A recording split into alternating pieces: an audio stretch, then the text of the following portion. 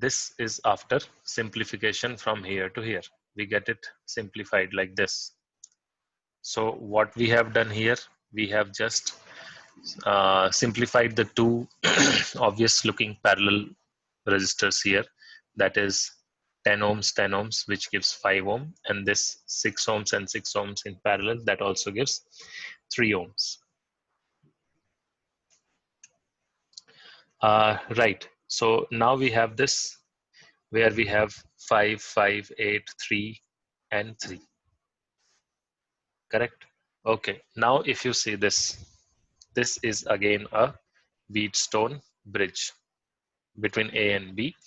So from A, there are two paths, one taking 5 and another taking 5. I mean, having 5 ohms of resistance here and 5 ohms here. Say this is our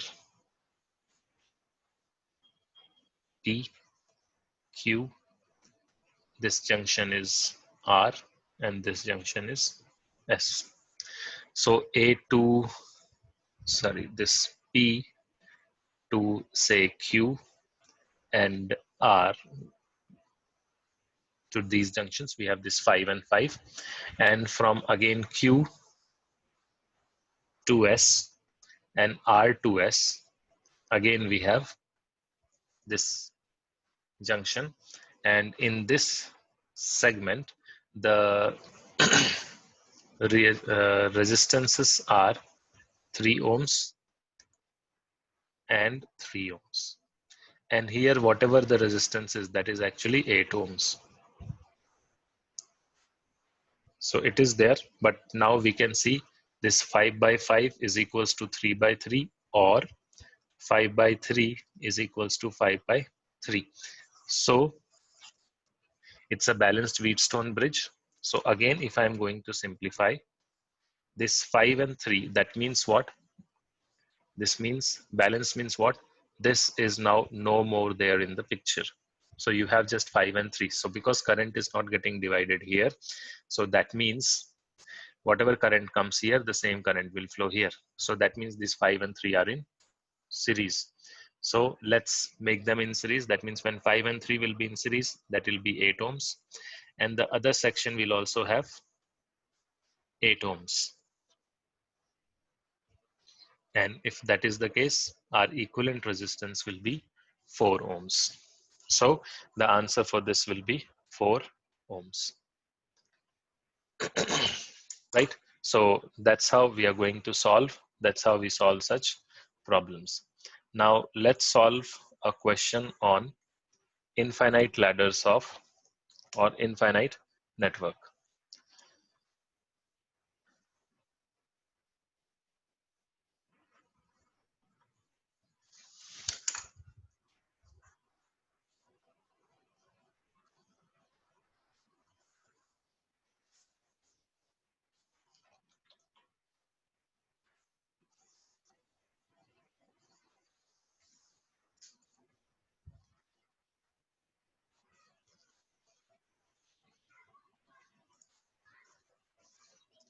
So this is that infinite ladder problem, and as you can see, there is all the resistance are of only 1 ohm, and this is the infinite sequence which we have to now solve. Okay, now how to solve such problems? We have actually derived a formula, but obviously we are not going to stick to that formula. We will solve it the way we have derived the formula. So when you have this infinite ladder, what we are going to do is we are going to find out the pattern which is going to be or which is being repeated. So the pattern which is being repeated here is actually this.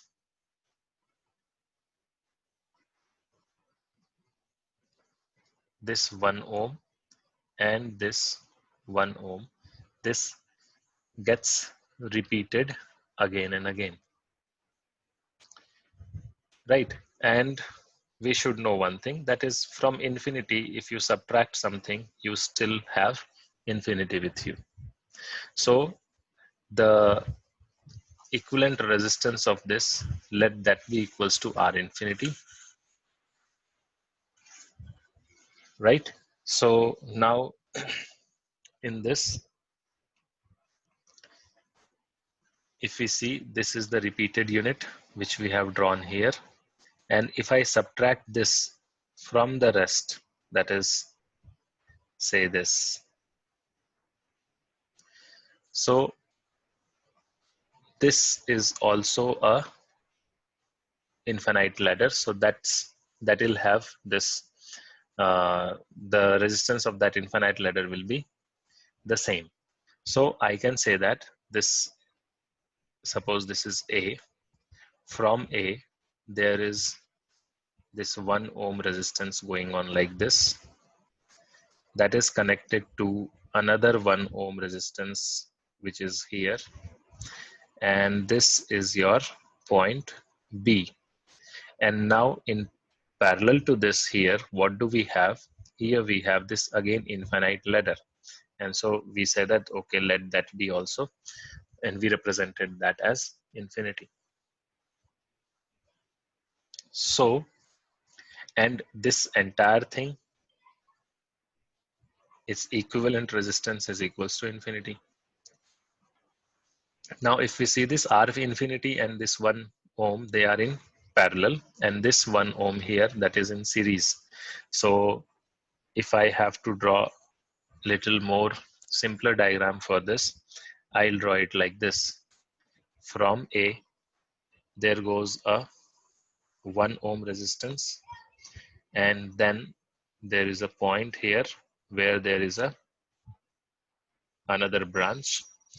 The resistance attached here is infinity, I mean R infinity, and here again we have 1 ohm, and then this is the point B. So clearly R infinity and 1 ohm are in parallel. So the equivalent of this will be what? It will be R,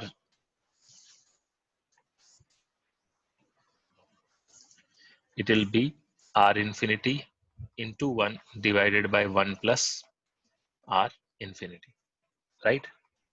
That is the parallel combination of two resistances, right? And 1 ohm is in, the 1 ohm which we see here, that is in series with this equivalent resistance, and that together is equals to R equivalent or R infinity. So this R infinity is equals to 1 plus R infinity divided by 1 plus R infinity. So that's what we have to now, this equation we have to solve, and we have to find the value of R infinity.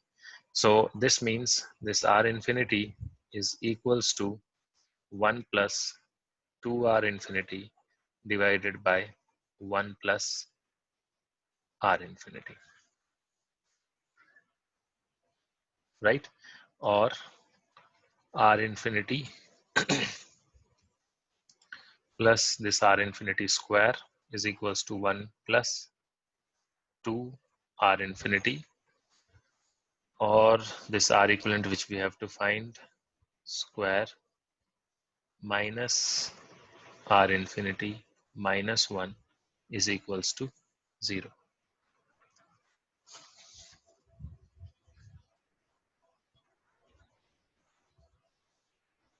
Right? So will we be able to factorize it? I don't feel so. So let's apply the formula, that is minus B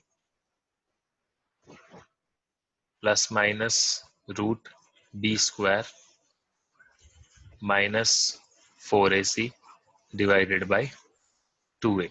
So that is actually equals to 1 plus root 5 divided by 2 ohms. We won't be taking minus, because if we take minus, that will come in negative. So this is our answer.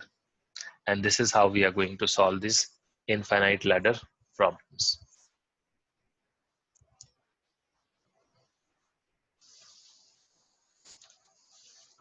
Done. So the problems like this have to be solved in this manner, which we have already seen, and there can be multiple variants of such problems. Let's see one more problem before moving to the next topic. So we have a not network, but a circle given like this,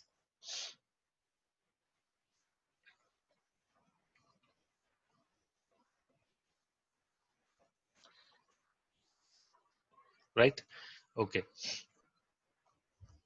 So it is given that a wire has 12, a wire has 12 ohm resistance, right? It is bent in form of a circle. So this wire is bent in form of this circle. The effective resistance between the 2 points on any diameter. So that means diametrical opposite 2 points, if I take, suppose this is A and this is B, which are on the diametrically opposite sides. Then we have to find the equivalent resistance between the 2 points, that is A and B. So now this entire wire is suppose having 12 ohms of resistance. We have to, and this wire has been bent in form of this circle. So now A and B are 2 points like this. So that means what, if current goes like this, what will happen to the current here? This will actually get divided. So the current gets divided. That means this section is one resistance, and this section as well as this section, these are two different sections, and they have different current, or they have currents, or the current is divided into these two segments. So that's why these two will have these two will be called now parallel resistors. Now what happened to this resistor is that this itself, the circle, when I divide it like this and take diametrically opposite sides, the length of the wire has the above AB and below AB are half half. So that means this will be 6 ohms and this will be 6 ohms. Now the 6 ohms and 6 ohms are in parallel. So the total resistance will be actually 3 ohms.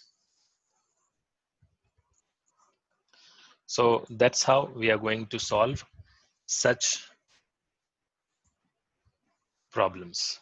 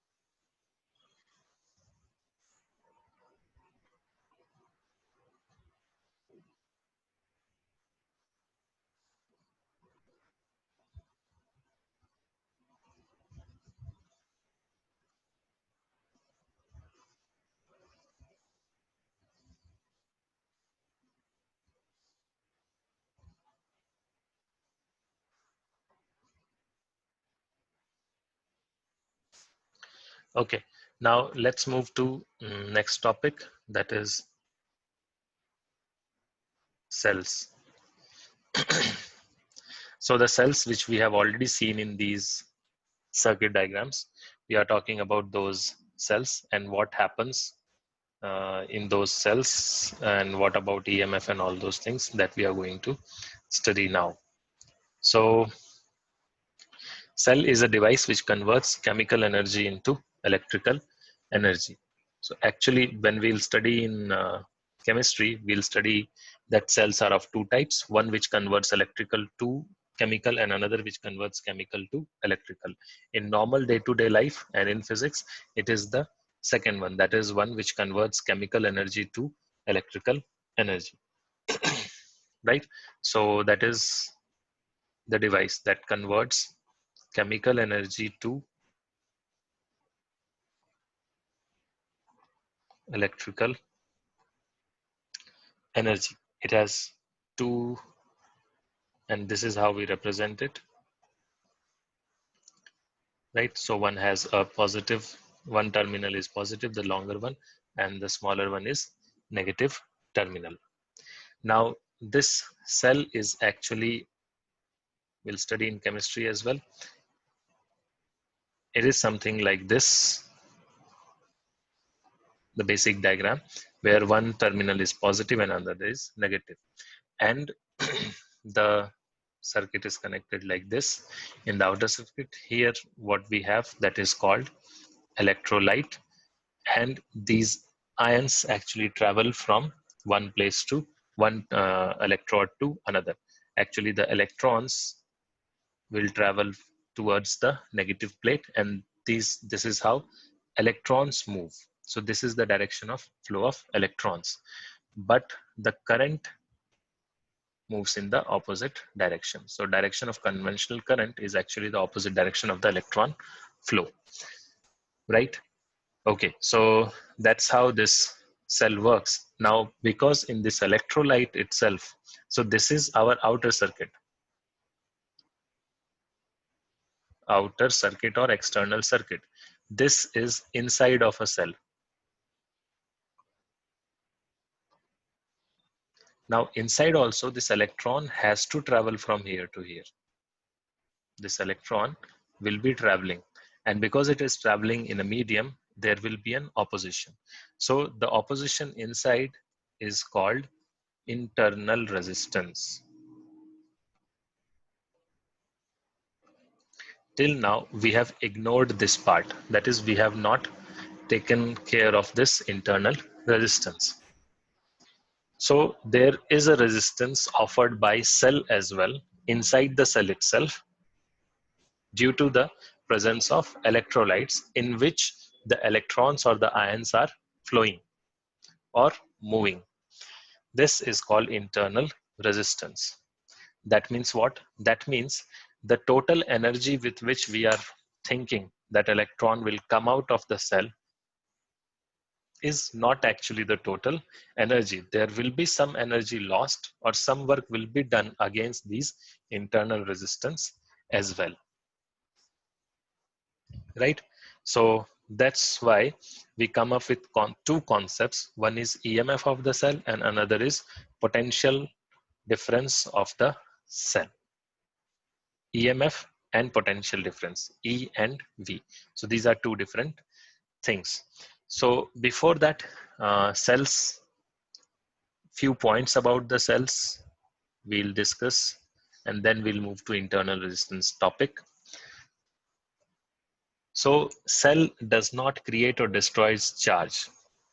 First thing is this: it does not create or destroys charge. Then what does it do? It maintains the flow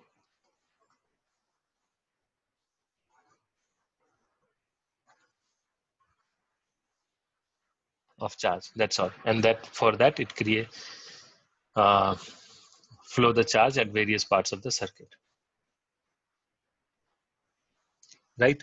So this is the source of cell, is source of constant EMF, that is electromotive force,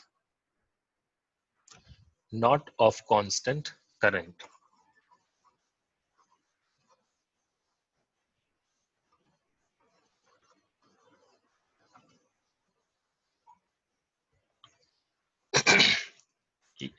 And it's very simple to understand. You hold a cell in your hand, you won't feel any current. It has the source of, it is the source of EMF, it has that potential, but the current starts flowing only when it is connected in a circuit, and the circuit is a closed circuit. That means it starts from the positive end of a positive terminal of the battery and ends at the negative terminal of the battery, and there is no breakage. So this is a continuous circuit or closed circuit. Then only this cell, or then only you will feel the current. Otherwise there won't be any current. Current is not there. Current is the property of a closed circuit. It's not there in the, it's not created by the cell. Cell just has, cell is source of only the EMF, right? And these cells are of two types.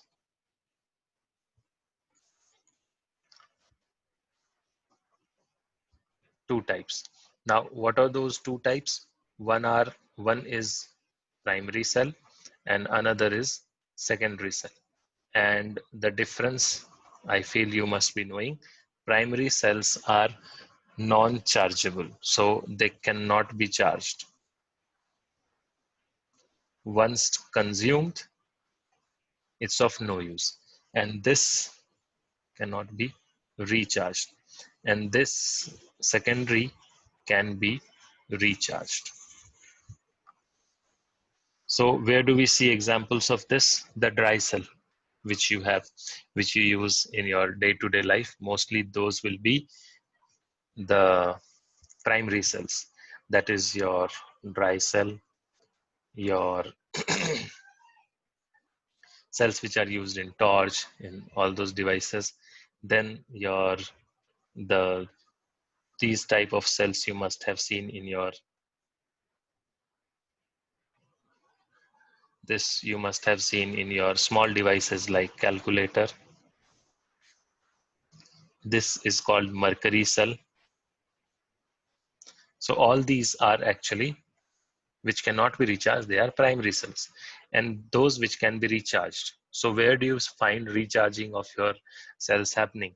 So you find it in your mobile phones, you find it in your UPS, your inverters. So the batteries which you see there, they all are secondary cell. But these are examples. The type of cells are actually the one which you see here, that is in UPS and inverters, they are called lead cells or lead accumulator cells. The one which you see in your mobile, that is actually a different cell, that is lithium cells.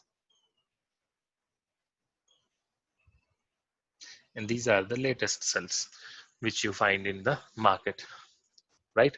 Okay, so that was about the types of cells. The direction of flow of current inside the cell is from negative to positive electrode, while outside the cell it is from positive to negative electrode.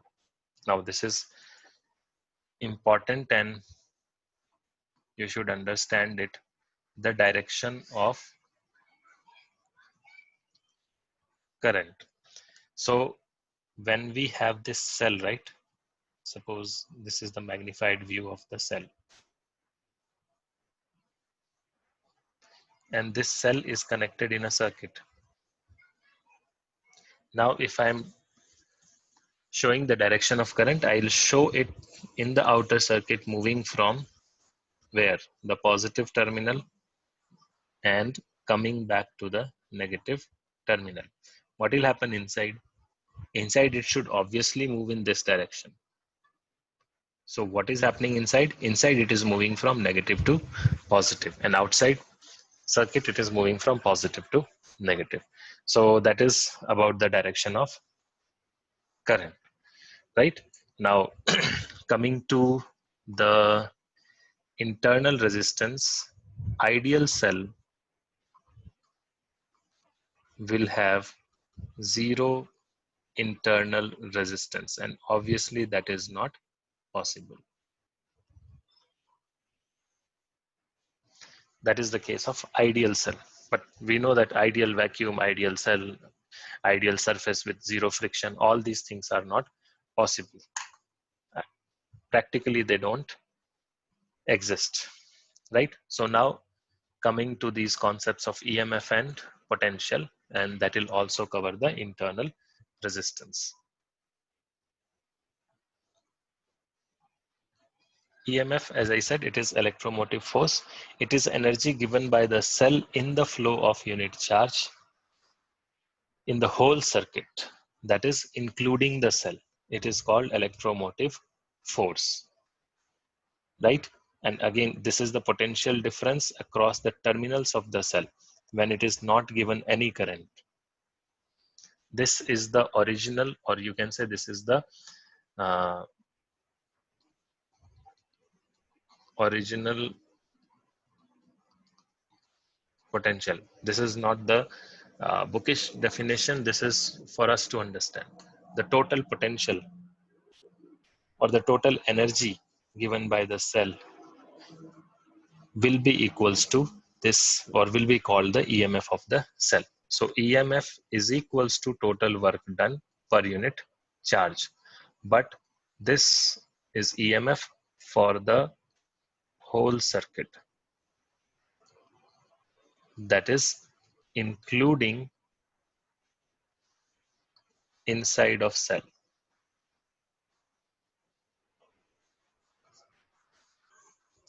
Right? So that is EMF represented by E.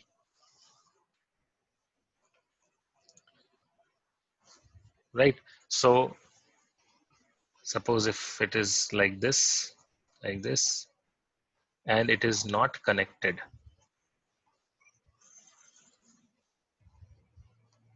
then the potential difference here, this is called EMF, because the current is not flowing. As soon as the current starts flowing, right? As soon as the current starts flowing, there may be some resistance as well. It doesn't matter. Current is not flowing in this. So I can say that I is equals to 0. In this case, the potential difference, suppose this is terminal A and this is terminal B.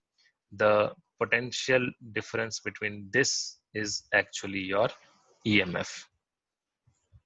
Right?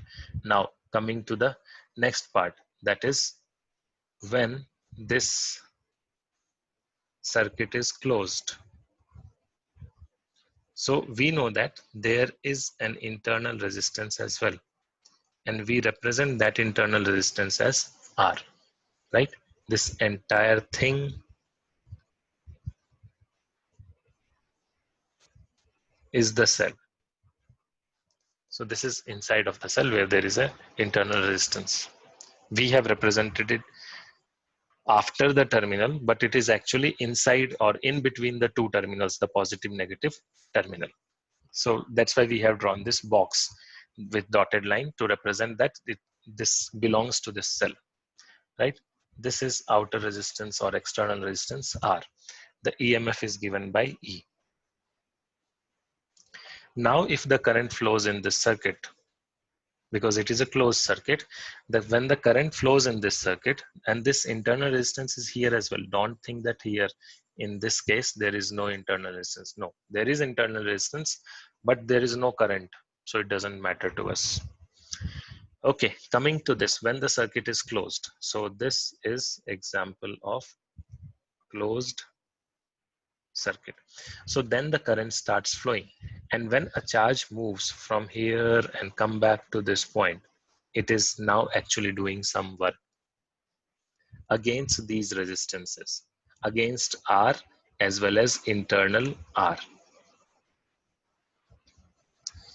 But cell is the source, so the energy which is being consumed inside the cell will be not useful for us. Our devices are here where you are seeing this R, right? This R may be something like, it may be a bulb, it may be a fan, it may be a speaker, it may be a computer system, it can be anything.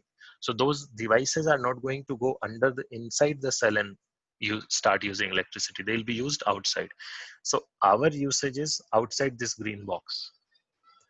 Our usage is this. So this is our use, or we say external use, and this is inside of cell. So this much, and the energy which is consumed inside the cell is obviously not going to be useful for our devices, right? Okay, and the potential drop is always I into R. That is current into resistance. That is how we show delta V. So that is the potential drop. Okay, now coming to this circuit again. So we say that it started with E, right? And then there was some drop that is equals to minus IR. This is in the external circuit. And then again internally there will be again a drop that will be minus I into small r, which is for internal resistance. And that's how this total energy is going to be consumed. So that's why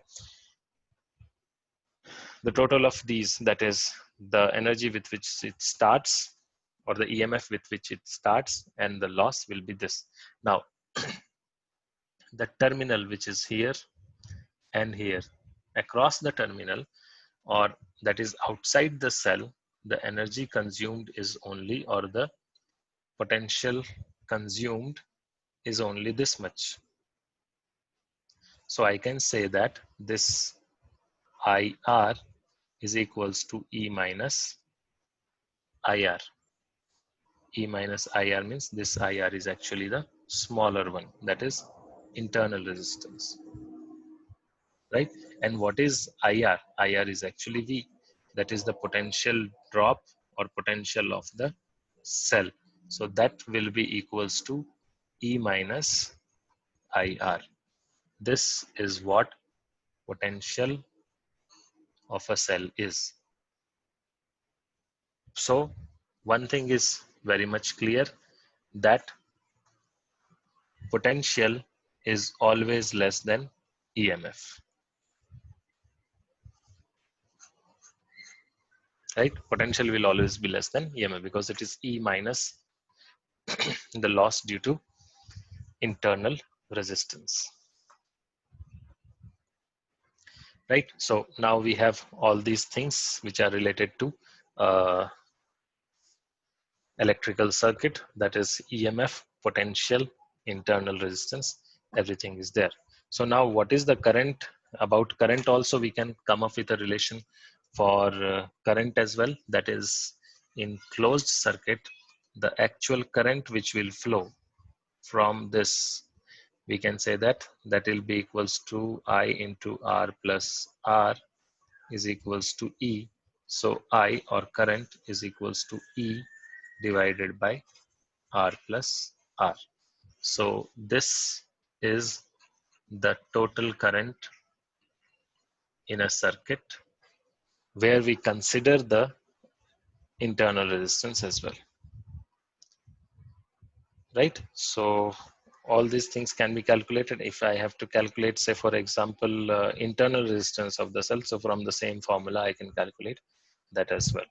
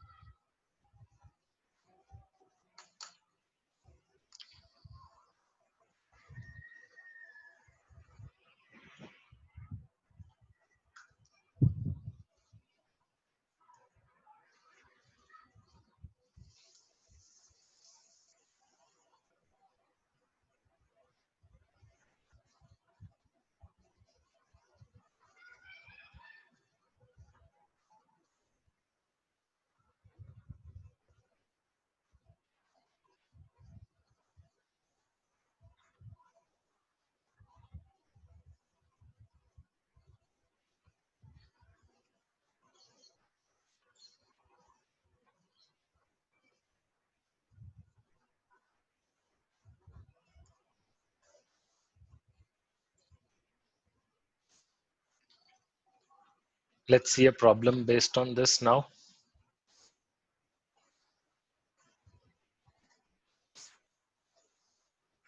So here in this circuit, a battery of internal resistance 4 ohm is there. So the battery which we see here has an internal resistance of 4 ohms.